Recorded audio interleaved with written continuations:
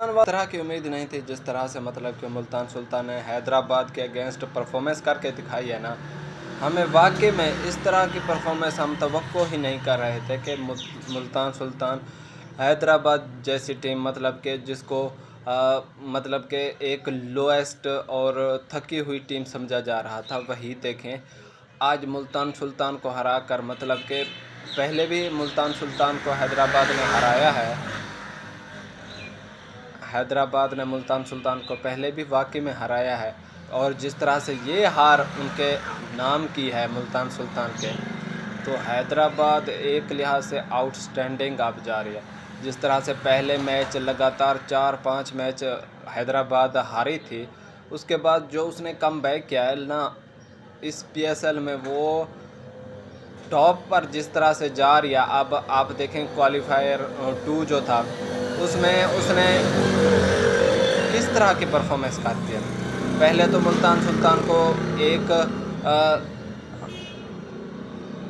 दफ़ा ऐसा लग रहा था कि मुल्तान सुल्तान बस अब 100 भी नहीं कर सकती, लेकिन उसके बाद शान मसूद की हिम्मत समझें आप कि उसने मुल्तान सुल्तान को इस तरह का टारगेट सेट करवा कर दिया है। लेकिन फिर हैदराबाद जब ऐसा लोएस्ट टारगेट होता है तो इनके लिए चेस करना मुश्किल नहीं होता।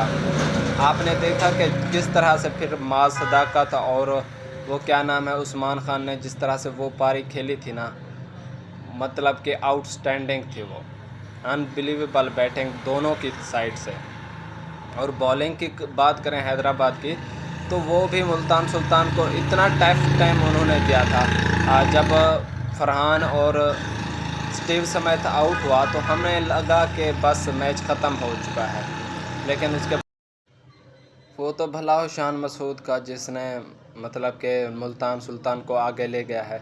और बॉलिंग की बात करें तो मुल्तान सुल्तान की तरफ से बॉलिंग भी कुछ अच्छी नहीं हुई, जिसकी वजह से मतलब कि अगर वो उस्मान को चांस ना मिलता तो वो इस तरह के इनिंग भी नहीं खेल सकता था। इसके अलावा मुल्तान सुल्तान के बैट्समैनों की बात करें तो उनको भी चांस मिले हैं, लेकिन वो फिर यूटिलाइज़ उस तरह से नहीं कर सके।